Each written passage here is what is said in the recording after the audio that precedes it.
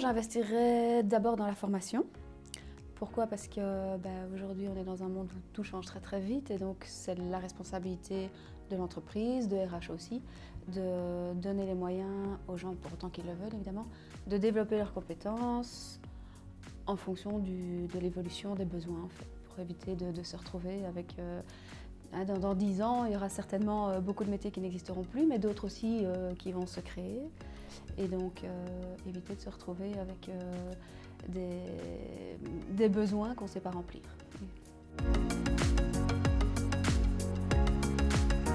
Il y a toujours un sujet sur lequel j'aime bien qu'il me pose des questions, c'est sur l'ambiance, la culture d'entreprise. Parce que pour moi, c'est quelque chose de très important.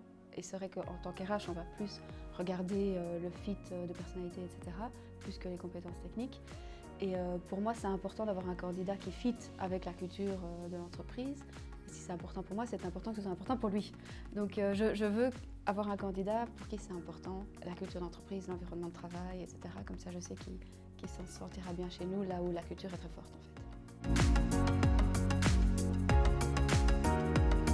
J'ai lu une phrase, je ne sais pas la restituer exactement, mais qui disait que la seule chose qui rende un rêve impossible, c'est la peur d'échouer.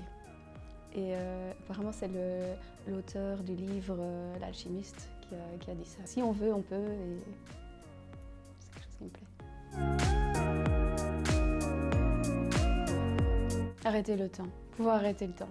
Ça, c'est vraiment la chose qui est le plus frustrante de ne pas pouvoir gérer son temps. Faire des efforts pour réaliser quelque chose qui nous tient à cœur. Et finalement, c'est atteindre des objectifs, c'est comme atteindre un sommet, hein, atteindre un sommet d'une montagne. Et plus le sommet est élevé, plus tu vas être content une fois que tu seras au sommet. Finalement, les objectifs, c'est la même chose. Plus ils sont ambitieux, plus tu es satisfaite.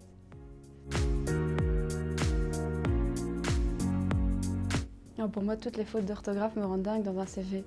Parce que je trouve que s'il y a bien un endroit où tu fais en sorte de ne pas faire des fautes, c'est dans un CV. Parce qu'il y a toujours bien moyen de faire relire ou quoi. Donc non, je suis intolérante sur les fautes d'orthographe dans les CV. Alors on a une société qui crée des produits qui vont rendre les gens qui travaillent heureux, qui vont leur permettre de manger bien pour être en bonne santé, qui vont leur permettre d'offrir et de s'offrir des cadeaux, de lire, d'aller à des spectacles, d'apprendre la culture, de faire du sport. D'autres qui vont permettre de faire en sorte que l'environnement soit meilleur, l'environnement dans lequel on respire.